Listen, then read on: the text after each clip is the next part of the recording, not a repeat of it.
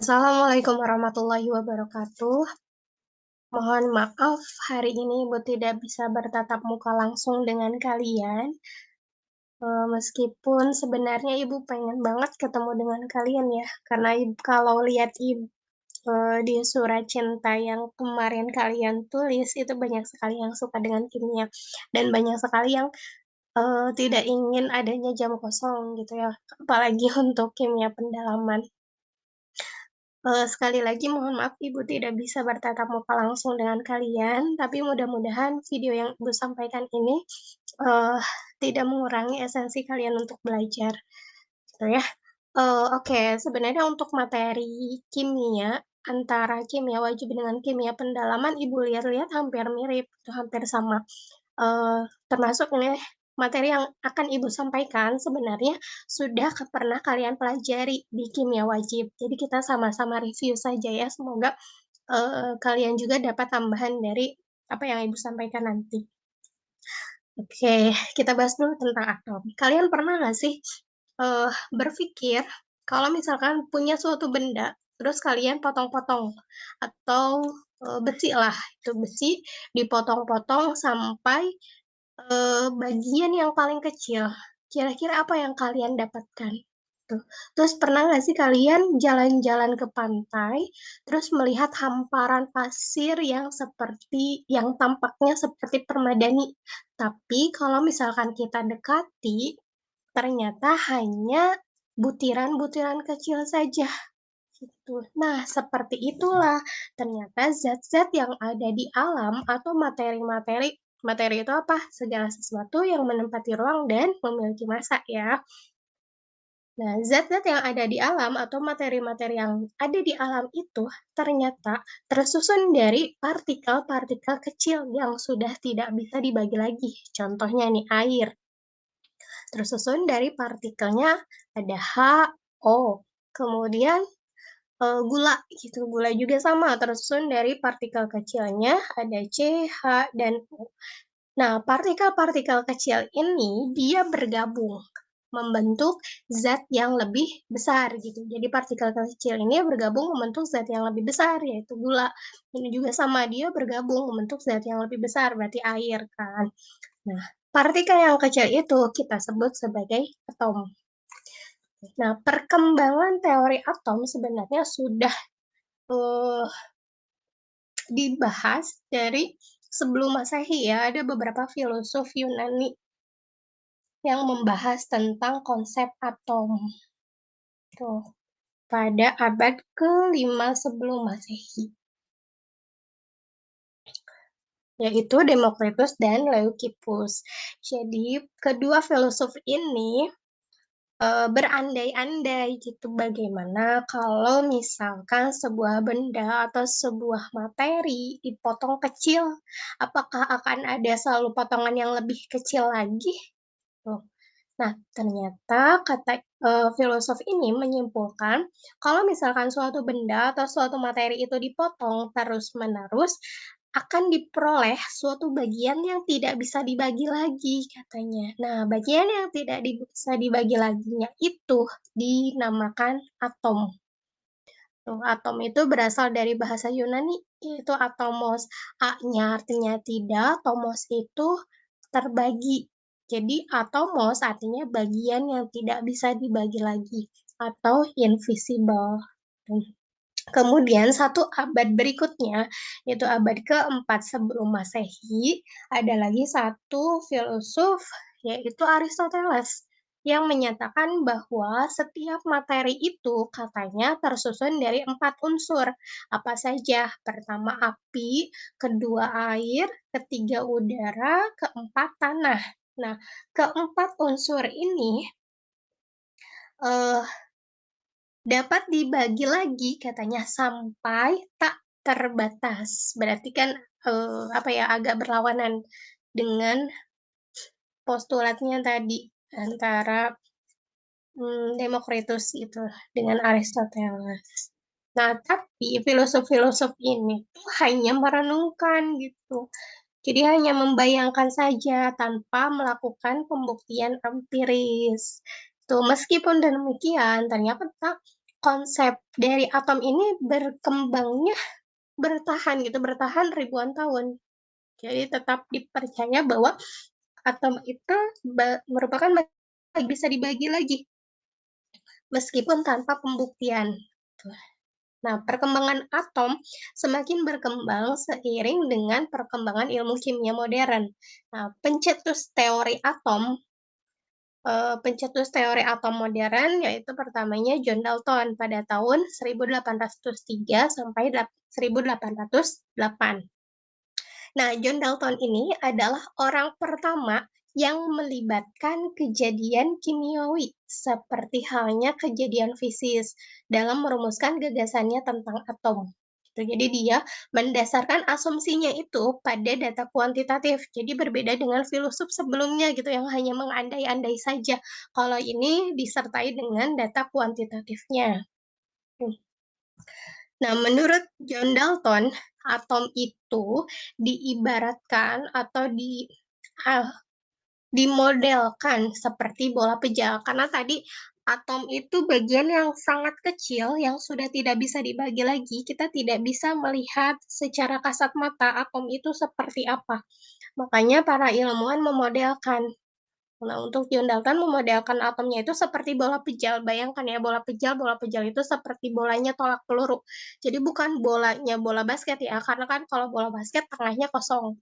Tuh, bolanya pejal, jadi padat gitu ya. Postulat Dalton yang pertama, katanya materi itu tersusun atas partikel-partikel sangat padat dan kecil dan tidak bisa dibagi lagi. Tuh. Kemudian atom itu setiap unsur sifatnya identik. Jadi kalau misalkan kita punya besi, kita punya paku misalkan. Berarti paku itu tersusun dari atom-atom paku yang sifatnya identik. Sifatnya sama dalam segala hal. Tetapi berbeda dengan atom unsur lain. Jadi kalau misalkan kita bandingkan kita punya emas dengan perak. Berarti kalau emas itu tersusun dari atom-atom emas yang sifatnya sama. Nah, kalau perak berarti tersusun dari atom-atom perak yang sifatnya sama.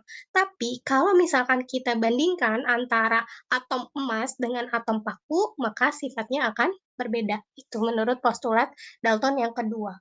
Kemudian yang ketiga, dalam reaksi kimia itu terjadi penggabungan atau pemisahan dan hanya penata ulangan atom-atom dari suatu komposisi ke komposisi yang lain. Misalkan reaksi dari pembentukan air. Air itu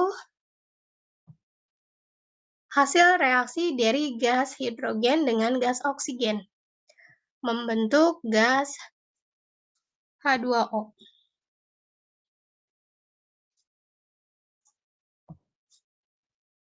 Nah, tadinya yang berikatan itu H dengan H.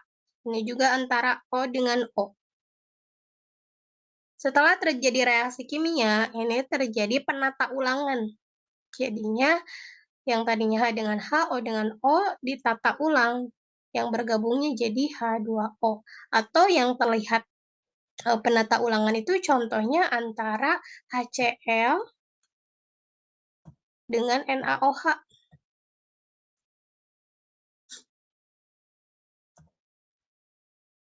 Tadinya H-nya berikatan dengan Cl, Na-nya berikatan dengan OH. Nah, setelah terjadi reaksi kimia, terjadi penata ulangan.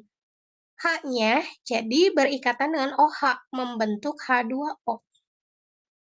Cl-nya tadinya dengan H, sekarang ditata ulang. Jadi dia bergabungnya dengan Na, membentuk NaCl. Gitu. Jadi hanya penata ulangan atom saja ya, untuk reaksi kimia. Kemudian postulat yang keempat, atom dapat bergabung dengan atom lain membentuk suatu molekul dengan perbandingan sederhana. Itu perbandingan tetap dan sederhana. Contohnya H2O. H2O itu tersusun dari atom H dengan atom O dengan perbandingannya 2:1. Itu perbandingan H dengan O-nya. Jadi nanti kalau misalkan kita temukan lagi perbandingan lain antara H dengan O dengan perbandingan 1:1 berarti bukan air. Jadi perbandingannya selalu tetap dan sederhana. Itu postulat dari Dalton. Nah, tapi masih punya kelemahan. Teori atomnya Dalton itu tidak bisa menjelaskan sifat listrik, karena yang namanya listrik pasti berhubungan dengan muatan positif dan muatan negatif. Sedangkan tadi Dalton itu hanya menyatakan atau memodelkan atom itu seperti bola pijar saja, tidak ada bagian yang positif, tidak ada bagian yang negatif. Gitu. Dan sifatnya netral tentunya ya. Nah, makanya tidak bisa menjelaskan sifat listrik. Kenapa kabel yang berisi tembaga? Kenapa tembaga bisa menghantarkan listrik? Nah, itu tidak bisa dijelaskan oleh teori atomnya Dalton. Kemudian tidak dapat menjelaskan caranya antar atom saling berikatan gitu. Jadi pada saat reaksi kimia tadi hanya dijelaskan, oh tiap senyawa itu dia bereaksi kimia, kemudian hasilnya atau produknya itu hanya sebagai penata ulangan saja, tidak dijelaskan bagaimana caranya. Kemudian tidak dapat menjelaskan perbedaan antara satu atom dengan atom lain. Tadi hanya menyebutkan saja gitu ya, bahwa atom besi itu tentunya beda dengan emas, atau atom perak itu tentunya beda dengan perak dengan emas gitu. Tapi tidak dijelaskan perbedaannya itu apa gitu ya. Kemudian satu lagi sebenarnya, ternyata antar atom juga dia memiliki sifat yang berbeda. Gitu. Tadi kan dikatakan identik. Ternyata atom satu dengan atom yang lain juga dia punya perbedaan dalam hal massa atomnya. Tuh contohnya karbon. Karbon itu ada yang massa atomnya 13, ada yang massa atomnya 13. Oh, itu berhubungan dengan postulat yang kurang tepat ya tadi. Atom bukanlah suatu yang tak terbagi, melainkan terbagi dari beberapa partikel subatom. Jadi ada partikel yang lebih kecil lagi, penyusun dari atom, disebutnya partikel subatom. Terus, meski mempunyai sifat yang sama, di atom dari unsur yang sama juga bisa memiliki massa yang berbeda gitu. Jadi meskipun sifatnya identik, ternyata dia masih mempunyai perbedaan dalam hal massanya, atau disebutnya pasangan dari isotop. Terus yang ketiga, melalui reaksi nuklir. Nah, sebenarnya tadi postulatnya ada tambahan satu lagi ya. Jadi atom itu tidak bisa diubah menjadi atom lain. Satu atom kita punya perak, nggak bisa diubah jadi emas, gitu menurut Dalton. Tapi berdasarkan postulat tersebut, ternyata kurang tepat. Berdasarkan percobaan, atom itu bisa kita ubah dengan menjadi atom lain. Gitu. Jadi uranium itu bisa berubah menjadi atom lain. Atau emas, kita bisa ubah menjadi atom lain. Atau perak, kita bisa ubah menjadi atom lain. Gitu, melalui reaksi nuklir. Beberapa unsur tidak terdiri atas atom-atom, melainkan molekul-molekul unsur. Ya, nah, terus karena tidak bisa menjelaskan sifat listrik, maka dijelaskan oleh ilmuwan berikutnya, yaitu J.J. Thomson. Dengan teori atomnya seperti ini ya. Jadi digambarkan seperti roti kismis atau onde-onde. Roti kismis. Nah, si rotinya bermuatan positif, nih yang bagian ini, bermuatan positif. Terus kismisnya kan biasanya di atas dari roti ya. Nah, kismisnya itu kita ibaratkan seperti partikel yang bermuatan negatif. Nah, partikel yang bermuatan negatif itu disebut elektron menurut J.J. Thomson.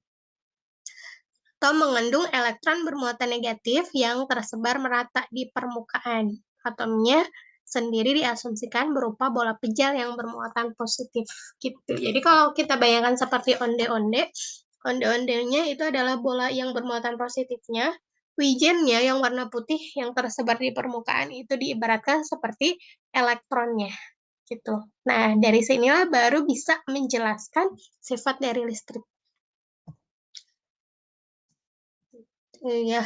Nah, karena dia menemukan partikel subatom berupa elektron, yaitu partikel yang bermuatan negatif, ini sebenarnya melakukan percobaan dari tabung sinar katoda. Ini adalah tabungnya yang sudah hampa udara atau sudah dibuat vakum dengan elektroda logam. Nah, ini adalah logam ya. Ini di sebelah paling kanan, ini logam yang kecil, ini juga logam yang besar. Nah, logam yang besarnya ini dilubangi tengahnya. Kemudian logam-logam ini dihubungkan ke sumber arus listrik bertegangan tinggi.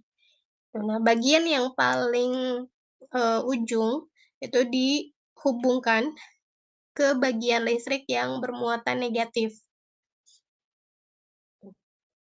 Kemudian bagian yang besarnya, yang paling depan, ini dihubungkan ke sumber arus listrik yang bermuatan positif. Nah, ketika dinyalakan sumber tegangannya atau sumber listriknya, ternyata ada sinar yang bergerak dari arah katoda menuju arah anoda ini yang diibaratkan seperti garis yang berwarna hitam. Nah, karena sinarnya berasal dari katoda menuju anoda, maka sinar ini disebutnya sinar katoda. Tuh, sinar katoda ini geraknya lurus. Nah, ya, kayak infokus ya. Jadi di bagian sini dikasih layar yang berfluoresensi. Jadi di sini bisa ditangkap si cahayanya. Tuh, sinar katoda itu bergeraknya lurus. Nah, terus sinar ini ketika dia berpendar atau bertuburkan dengan suatu benda, jadi di layar itu terlihat sinarnya berwarna hijau. Jadi sinar katoda itu dia berwarna hijau, dan kalau berpendar ke bagian kacanya juga ternyata kelihatan warnanya warna hijau.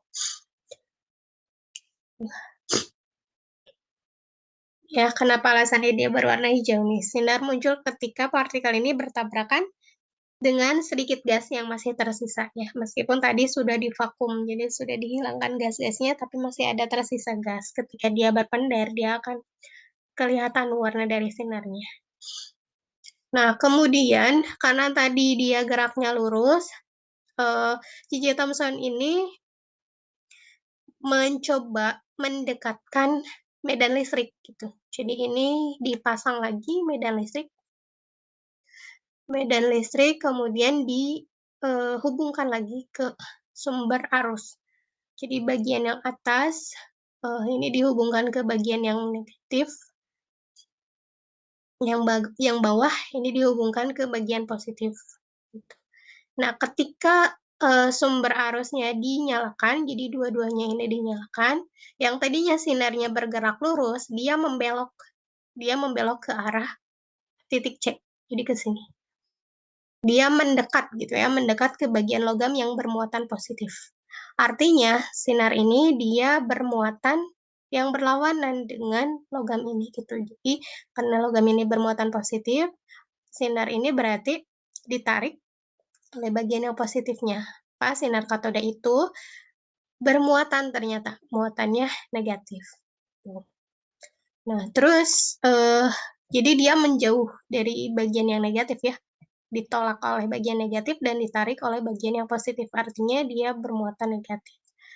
Kemudian dipasang lagi medan magnet, jadi dihubungkan dengan medan magnet ini, bagian selatan, bagian utara. Nah, ketika medan listrik yang bagian ininya dimatikan, kemudian medan magnetnya dinyalakan, si sinarnya ternyata mendekat ke mana? Ke arah yang utara gitu. Jadi ke sini mendekat, menjauh dari selatan dan mendekat ke utara. Dia menembuk titik A kalau pada layar. Nah, kalau misalkan medan listriknya dinyalakan dan medan magnetnya juga dinyalakan atau dua-duanya dimatikan, ternyata pengaruhnya saling menghilangkan. Ya, jadi kalau tadi sebelum kita pasang medan listrik dan medan magnet, dia menembuk titik B lurus, begitupun ketika dua-duanya dinyalakan. Ketika medan listriknya dinyalakan, medan magnetnya dinyalakan, sinarnya bergerak lurus gitu ya. Kalau di layar berarti di titik B.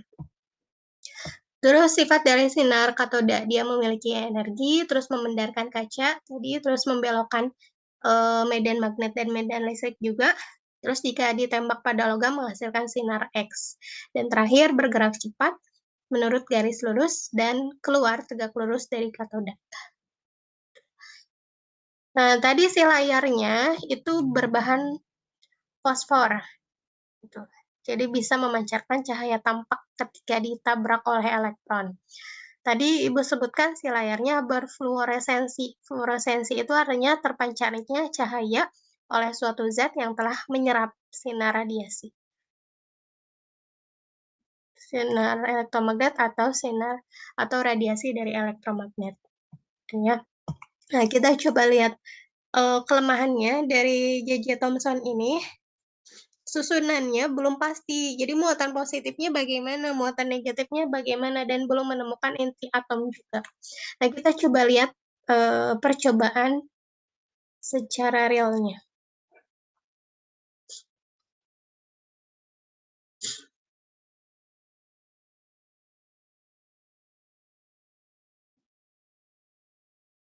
Nah, ini yang tadi ya, tabung sinar katoda.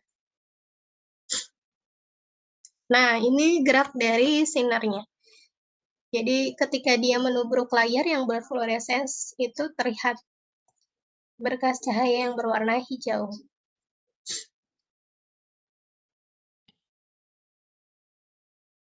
Nah, ini ketika diuji magnet, terjadi pembelokan sinar ya. The short, dia menjauh, tapi ketika north, bagian yang utara dia mendekat. Nah, ini percobaan secara realnya.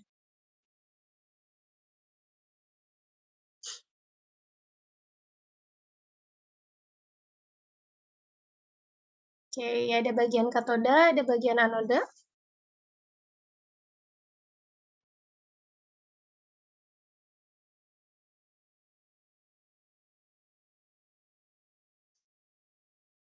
Dihubungkan ke sumber arus listrik.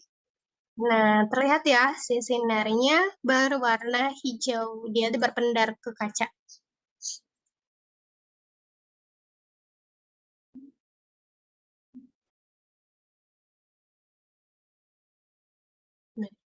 Nah, ini didekatkan medan magnet.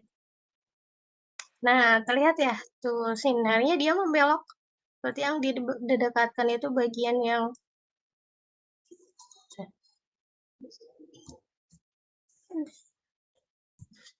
itu. Tadi yang didekatkan berarti bagian yang selatan ya. Makanya si sinarnya membeloknya menjauh ke bawah. Tapi kalau didekatkan yang bagian utara, dia akan mendekat ke arah medan magnetnya. Gitu. Nah, kemudian eh nah ini. Kemudian ada percobaan massa elektron melalui percobaannya tetes minyak milikan. Jadi milikan yang melakukan percobaan. Tetes milikan. Ini juga sama. Jadi eh, ini berupa logam yang dilubangi, terus bawahnya juga logam, terus dihubungkan ke sumber arus, yang atas bagian positif, yang bawah bagian negatif.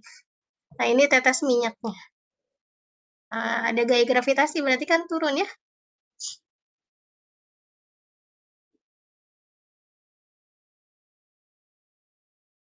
Nah, ini turun karena ada ini gaya gravitasi.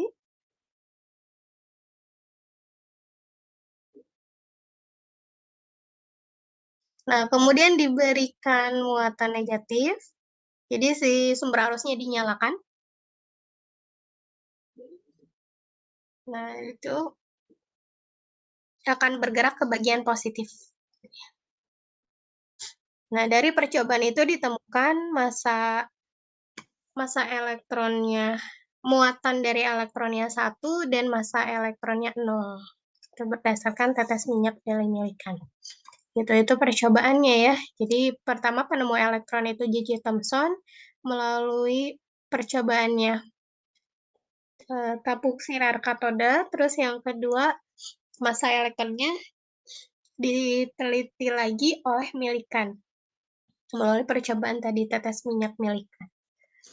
Kemudian teori atom yang ketiga, Ernest Rutherford, dia sebagai penemu inti atom melalui penembakan sinar alfa, karena sinar alfa itu radiasi, sinar radiasi sinar radiasi dari radioaktif ya.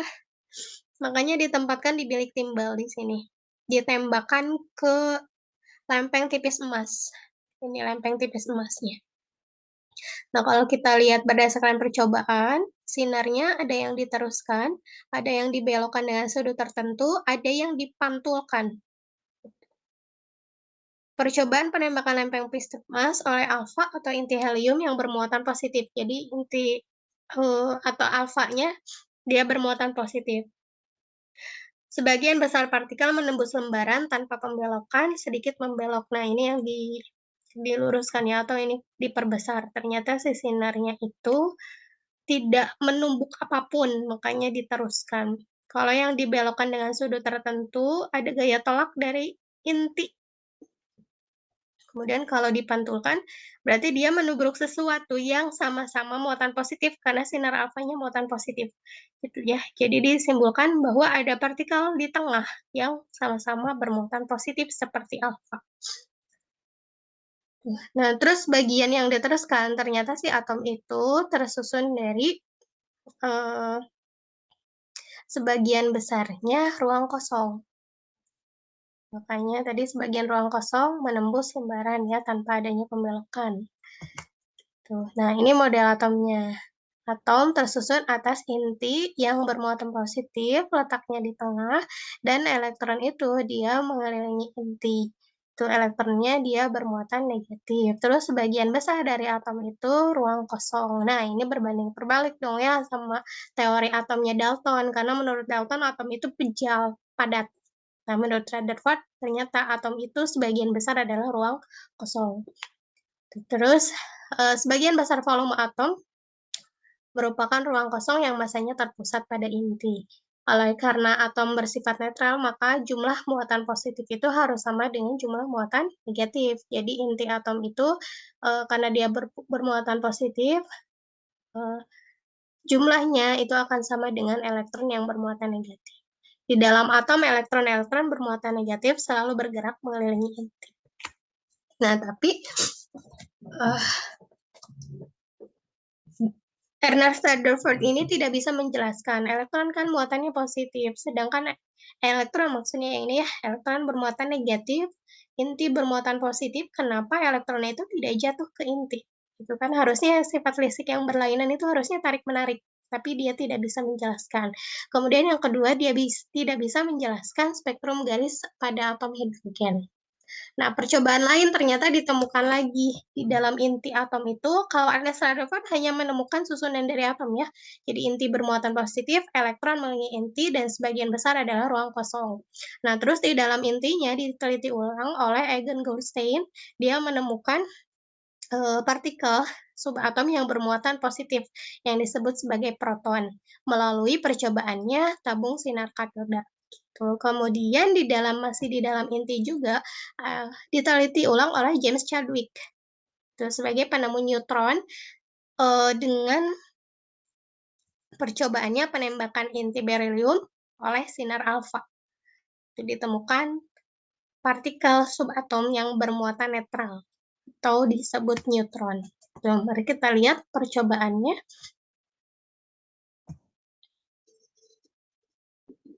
Nah, ini penemuan dari proton ya, oleh Eugene Goldstein.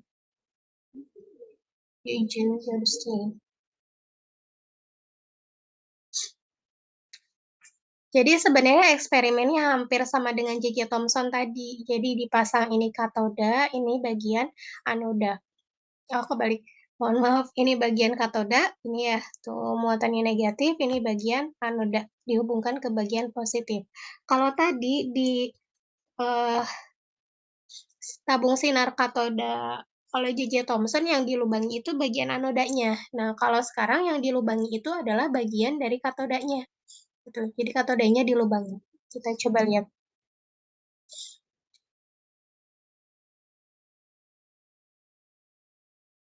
Nah, diberi muatan listrik tentunya ya. Katoda muatan negatif yang dilubangi, anoda bermuatan positif.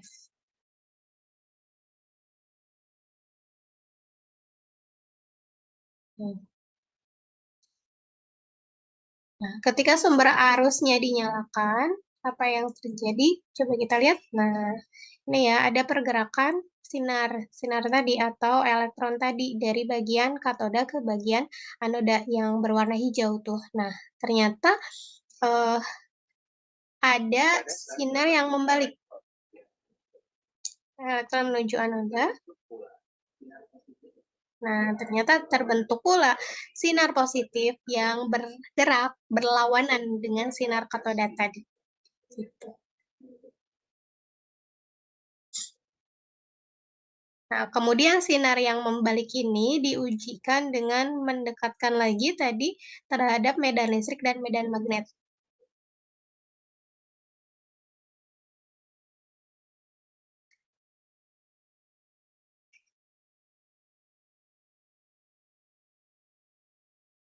Nah, ini sinar-sinar yang bermuatan positif ya, yang berasal dari anoda.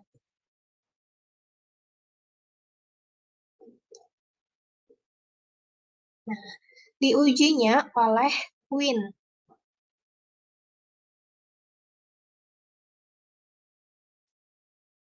Nah, Win ini dia mendekatkan medan listrik yang atas muatannya positif, bawah muatannya negatif.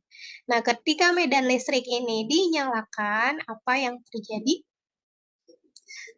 Nah, sinarnya membelok ke arah medan yang bermuatan negatif atau elektroda yang bermuatan negatif. Gitu. Sehingga si partikel ini berarti bermuatan positif, benar bermuatan positif dan dinamakan proton. Nah, ini penemuan inti yang tadi Ernest Rutherford.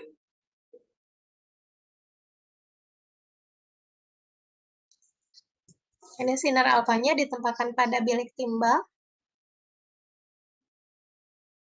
Nah, ada sinar yang diteruskan, ada yang dibelokkan dengan sudut tertentu, dan ada yang dipantulkan.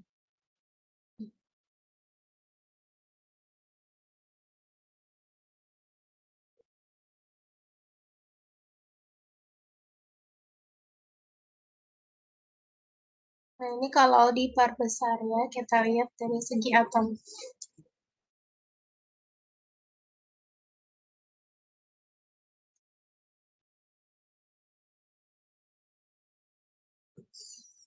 Penemuan yang keempat, neutron, oleh James Chadwick.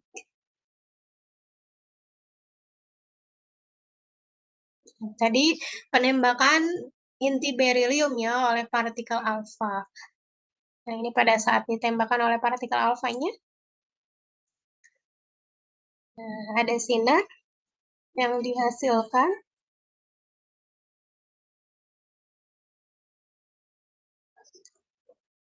Nah, ketika didekatkan oleh medan magnet tidak berpengaruh, didekatkan oleh medan listrik juga tidak berpengaruh. Artinya dia tidak bermuatan. Jadi muatannya nol gitu ya. Jadi itu percobaan-percobaan dan penemuan dari partikel subatom. Gitu. Jadi atom itu punya bagian lagi yang lebih kecil yang disebut partikel subatom. Kalau dia bermuatan positif namanya proton, bermuatan negatif namanya elektron, bermuatan tidak bermuatan namanya neutron.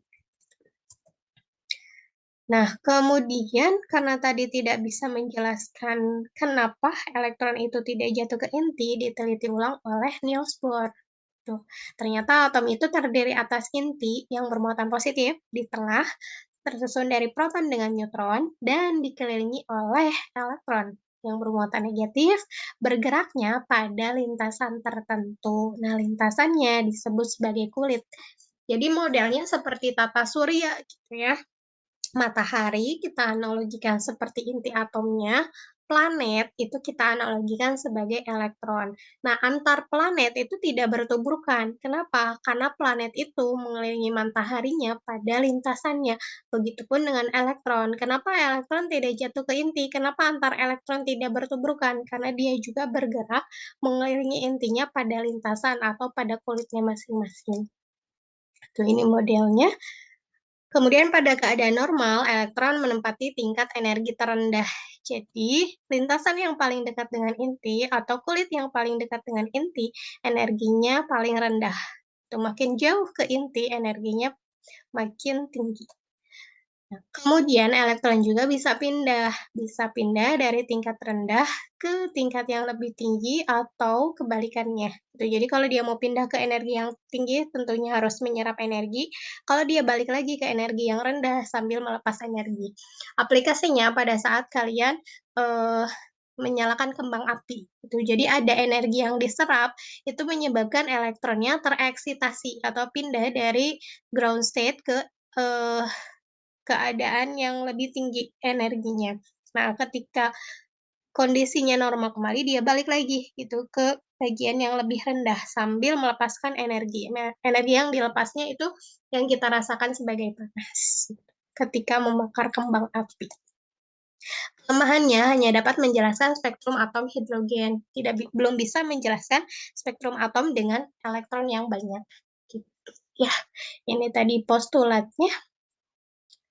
Kemudian kelemahannya, kedudukan elektron dalam mengelilingi inti atom dinyatakan dengan pasti. Ya, ini menurut Niels Bohr. Terus gerakan elektronnya digambarkan lingkaran atau elips. Terus yang terakhir ini tidak bisa menjelaskan intensitas spektrum lebih lanjut gitu. Jadi hanya bisa menjelaskan spektrum atom hidrogen saja. Nah, kemudian teori yang terakhir ini mekanika kuantum. Didasari oleh sifat dualisme partikel dan juga melibatkan beberapa ilmuwan. Ada beberapa ilmuwan. Pada tahun 1923, Louis de Broglie menyatakan bahwa elektron dalam atom dapat dipandang sebagai partikel dan gelombang. Gitu artinya elektron itu karena dia memiliki massa tadi, dia memiliki sifat partikel berarti ya, dan juga ternyata dia memiliki sifat gelombang. Terus sifat-sifat gelombang apa saja di fisika udah pernah belajar kan, yang dipantulkan, terus dibiaskan. Tuh, ya beberapa sifat gelombang itu ternyata ada juga pada elektron, makanya disebutnya sifat dualisme partikel.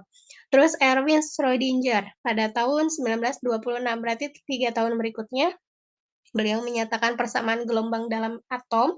Kemudian yang terakhir ini ada Werner Heisenberg pada tahun 1927. Heisenberg ini mengembangkan teori mekanika kuantum. Nah, di mana teori ini sebenarnya mirip dengan tadi teori dari Niels Bohr gitu. Bahwa atom itu memiliki inti yang bermuatan positif, ini di tengah letaknya. Kemudian dikelilingi oleh elektron. Elektron-elektron yang bermuatan negatif. Hanya saja perbedaannya eh, elektron dalam inti itu tidak bisa dipastikan. Kalau tadi kan kata Niels Bohr sudah pasti si elektron itu mengelilingi intinya pada lintasan. Lintasannya disebutnya kulit. Nah, kalau menurut Heisenberg, kita tidak bisa menyatakan dengan pasti di mana elektronnya gitu. Posisi elektron dalam mengelilingi inti. Makanya teorinya dikenal sebagai asas ketidakpastian posisi elektron atau disebutnya asas ketidakpastian Heisenberg. Nah, dalam hal ini kita hanya bisa menentukan daerah dengan peluang terbesar gitu, atau asas kebolehjadian ditemukannya elektron dalam daerah dengan peluang terbesar untuk menemukan elektron disebutnya orbital. Nah, beberapa orbital itu bergabung membentuk kelompok yang disebut sebagai subkulit. Jadi kita kenal kulit menurut Niels Bohr. Kalau menurut mekanika kuantum, ada subkulit, ada orbital. Jadi satu kulit itu tersusun dari subkulit-subkulit. Nah, satu subkulit itu terus tersusun dari orbital-orbital. Dan satu orbital itu maksimum menampung hanya 2 elektron. Ya. Nah, nanti untuk subkulit itu apa dan orbital jenisnya apa saja, itu kita akan belajar di pertemuan berikutnya. Ya, terima kasih untuk hari ini. Assalamualaikum warahmatullahi wabarakatuh.